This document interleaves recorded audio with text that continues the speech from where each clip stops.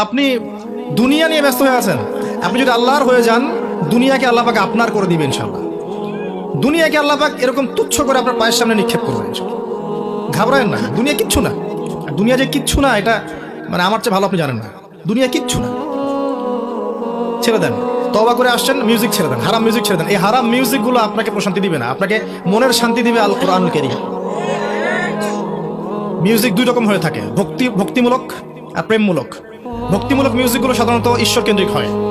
যদি ভক্তিমূলক কিছু হয় আল্লাহ কেন্দ্রিক, যেখানে শিরকি কথা নাই, বেদায়াতি কথা নাই, হারাম কোনো কথা নাই এবং হারাম কোনো ইনস্ট্রুমেন্ট নাই, সেই মিউজিক শোনা যায় আছে, কোনো সমস্যা নেই। ইসলামিক নাশিদ শোনা যায় আছে না, যদি এখানে ইনস্ট্রুমেন্ট না থাকে, শিরকি কোনো কথা না থাকে। কিন্তু প্রেমমূলক যে মিউজিকগুলো আছে, যেগুলো বেশিরভাগই জেনা কেন্দ্রিক, দেখবেন প্রেম কেন্দ্রিক না, হারাম প্রেম কেন্দ্রিক। প্রেমিকাকে পায়নি এই ব্যর্থতাই কিন্তু অনেক প্রেম, অনেক গান। প্রেমিকাকে পায়নি এই ব্যর্থতাতেই কিন্তু গানগুলো অনেকগুলো। এই পুরো বিষয়টাই তো জেনা, তাহলে এই গানগুলো কি কেন্দ্রিক? জেনা কেন্দ্রিক না।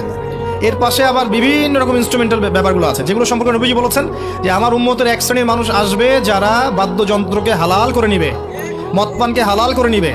আল্লাহ পাক তাদেরকে বানর এবং শুয়োরে পরিণত করবেন। কিভাবে করবেন আল্লাহ ভালো জানেন।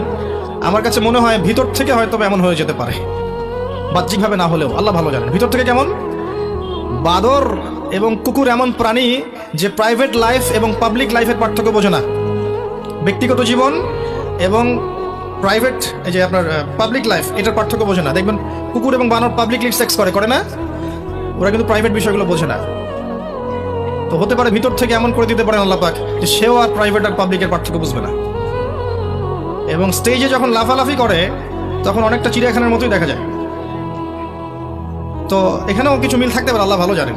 হাদিসে জায়গায় এসেছে, কি পরিণতি হবে আল্লাহ ভালো জানেন। ছেড়ে দেন। আপনি বিশ্বাস করেন এগুলো আপনাকে প্রশান্তি দিবে না। একটা সাময়িক একটা মাদকতা দিতে পারে, এর বেশি কিচ্ছু দিবে না আপনাকে। প্রকৃত শান্তি, সুকুন, প্রশান্তি কার পক্ষ থেকে আসে ভাই? এবং আল্লাহর কালামের কাছে না আসলে এটা পাবেন। একটা দিন আপনি কোরআন একটা সূরা বোঝেন, আপনি তাফসীর পড়েন, নামাজে দাঁড়িয়ে ওই সূরাটাই তেলাওয়াত করতে শুরু করেন মুখস্থ, দেখবেন আপনি যদি আরবি বোঝেন আপনার চোখ দিয়ে দরদর করে পানি পড়বে, মনটা নরম হয়ে যাবে। আপনি বুঝবেন নূর কাকে বলে, সাকিনা কাকে বলে, প্রশান্তি কাকে বলে। এগুলো খেয়াল রাখেন, ছেড়ে দেন। মাদক দ্রব্যে আছেন, ছেড়ে দেন। মাদক একটা আপনাকে মোহ দিবে, একটা সাময়িক সময়ের জন্য আপনাকে একটা মোহ দিবে। শুরুটা হয় কিন্তু এই আপনার বন্ধু থেকে। একটা টান দিলে কি হবে, ওই একটা টান থেকে আস্তে আস্তে গাঁজায় চলে যায়, তারপর কি হয় অ্যালকোহলে চলে যায়, বারে যাচ্ছে, জুয়া খেলছে, তারপরে যাবে দেখবেন ইয়াবাতে। স্টেজগুলো বাড়বে, এগুলো কি করছে? আপনার মাথার মানে একটা ব্যালেন্স আছে, মাথায় আল্লাহ একটা ব্যালেন্স দিয়েছে, সত্য মিথ্যা ন্যায় অন্যায় একটা ব্যালেন্স আছে। আপনার মাথা এবং মন এটাকে ডিসাইড করতে পারে। মাদক যখন গ্রহণ করবেন ব্যালেন্সটা নষ্ট হয়ে যাবে। ভালোটা আপনার কাছে খারাপ মনে হতে পারে, খারাপটা ভালো মনে হতে পারে। এবং মাদক সেবনগ্রস্ত অবস্থায় দেখবেন অন্যায় করা সহজ হয়ে যায়। কাউকে খুন করতে বুক কাঁপবে না, জিনা করতে বুক কাঁপবে না, রেপ করতে বুক কাঁপবে না। দেখবেন ও তো আর নিজের মধ্যে নাই। এটা নিঃসন্দেহে একটা শয়তানি কাজ। ছেড়ে দেন, আল্লাহ পাক ইনশাআল্লাহ আপনার তওবা কবুল করবেন। মনে রাখবেন যারা মাদক দ্রব্য পান করে আল্লাহ পাক ওদের 40 দিনের সালাত কবুল করেন না। আবার যখন তওবা করে ফিরে আসবে আল্লাহ পাক মাফ করবেন। আবার যদি খায় আবার কবুল করবেন না। আবার তওবা করে ফিরে আসলে আল্লাহ মাফ করবেন। আবার যদি খায় আবার আল্লাহ কবুল করবেন না। আবার যদি মাদকে ফিরে যায় আল্লাহ পাক বলেছেন আমি তাকে তিনাতুল খাবাল পান করাবো কিয়ামতের মাঠে।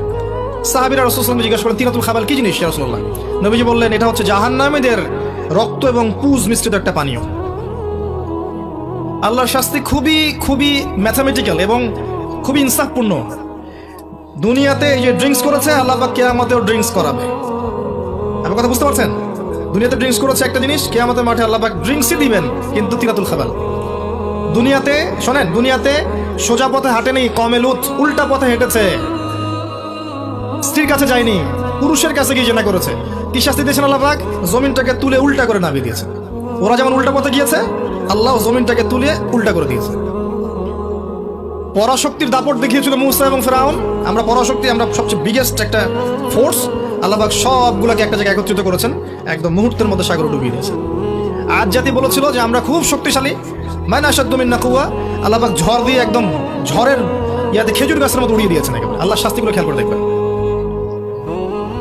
বাই দ্য ওয়ে, এখনকার ইসরায়েলাইজড পিপল যারা আছে ওরাও কিন্তু একটা জায়গায় একত্রিত হয়েছে। কিসের অপেক্ষায়? ওই যে ফিরআউন এবং তার দলবলকে আল্লাহ পাক যা করেছেন এদেরকে আল্লাহ পাক শীঘ্রই তাই করবেন ইনশাআল্লাহ। আল্লাহ পাক জড়ো করেছেন এক জায়গায়, আস্তে আস্তে প্যালেস্টাইনের হয়তো পুরোটাই তারা দখল করে ফেলবে। হ্যাঁ, এবং আমাদের আরব বিশ্বের সব যারা নেতা খেতা আছে তারা বলবে যে এটা তাদের মানবিক অধিকার, তাই না? তো আরবের নাকের ডগায় এই কাজগুলো হচ্ছে। যাই হোক, ওটা আমি টপিকে যাচ্ছি না। বিষয়টা হচ্ছে আপনি যেগুলো পাপে আছেন, জেনা হোক, আপনার গার্লফ্রেন্ড হোক, মিউজিক হোক, হারাম এই যে মাদক হোক, আর পর্নোগ্রাফি, এটা আপনাকে একটা মাদকতা দিবে, আর কিচ্ছু না। শোনেন, এখানে লিপ্ত থাকলে একটা মানুষ সুস্থভাবে বাঁচতে পারবে না। তার চিন্তা চেতনা সব অসুস্থ হয়ে যাবে, সে অসুস্থ হয়ে যাবে মানসিকভাবে। এবং সে যদি পরবর্তীতে তওবা করে ফিরে এসেও বৈবাহিক জীবনে যায়, দেখবেন পর্নোগ্রাফিতে আসক্ত থাকার কারণে সে বৈবাহিক জীবনের সেই রোম্যান্টিকতাগুলো ফিল করতে পারবে না। ফিজিক্যালি সে হয়ে যাবে বিধ্বস্ত, সে স্ত্রীকে সন্তুষ্ট পর্যন্ত করতে পারবে না। একজন পর্ণাসক্ত ব্যক্তি তার স্ত্রীকে পর্যন্ত সন্তুষ্ট করতে পারবে না, এবং সে তার স্ত্রীকে নিয়ে সুখে থাকতে পারবে না। তার কাছে মনে হবে এটা ভালো না, এর চেয়ে মানে ওই মেয়েটা ভালো, ওই মেয়েটা না, তার চেয়ে মানে ওই মেয়েটা ভালো। সে এরকম বিক্ষিপ্ত হয়ে যাবে, সে এক জায়গায় শান্তি পাবে না, কারণ পর্ন দিয়ে আপনার মাথাটাকে নষ্ট করে ফেলা হয়েছে। এবং ওর ফলশ্রুতিতে একা একা যে পাপগুলো সে করেছে, এই পাপের ফলে তার শরীরের যে ক্ষতি হয়েছে, এই ক্ষতি কোনোদিনও ওষুধপত্র খেয়ে, হার্বাল মেডিসিন খেয়ে পূর্ণ হবে না, কোনোদিন হবে না। হ্যাঁ, কখন হতে পারে? যদি আপনি খালেস তওবা করে ফিরে আসেন, আল্লাহর কাছে বলেন, আল্লাহ আমি ভুল হয়ে গেছে, মাফ করে দেন, আমাকে সুস্থ করে দেন, তখন হতে পারে, পসিবিলিটি আছে, তার আগে হবে না। অতএব এই বিষয়গুলো থেকে বেরিয়ে আসেন, বেরিয়ে এসে আপনি আপনার জীবনটাকে ঢেলে সাজান। আল্লাহর ওয়াস্তে পড়াশোনা করেন, আল্লাহর ওয়াস্তে জানা অনুযায়ী আমল করেন, আল্লাহর ওয়াস্তে আদর্শ পরিবারটা গড়েন, হালাল খান, দিনের জন্য কাজ করেন। আল্লাহর ওয়াস্তে আপনি আপনার প্রতিভাটাকে ইসলামের কল্যাণে কাজে লাগান। ইনশাআল্লাহ তাআলা আপনি দেখবেন অচিরেই দিন ইসলামের একটা ফ্লো সৃষ্টি হবে যুবকদের মধ্যে। ইনশাআল্লাহ তাআলা ইসলামের একটা চেতনা ছড়িয়ে যাবে। যুবক যুবতী, বাড়ির কর্তা, মা বোন সবাই মিলে যখন ইসলাম প্র্যাকটিস করবেন, ইসলামিক সংস্কৃতি গড়ে তুলবেন, দেখবেন ইনশাআল্লাহ এই ক্ষুদ্র ক্ষুদ্র প্রচেষ্টাগুলো আগামীতে ইসলামের বড় বিজয় নিয়ে আসবে ইনশাআল্লাহ আযজা ওয়া জাল।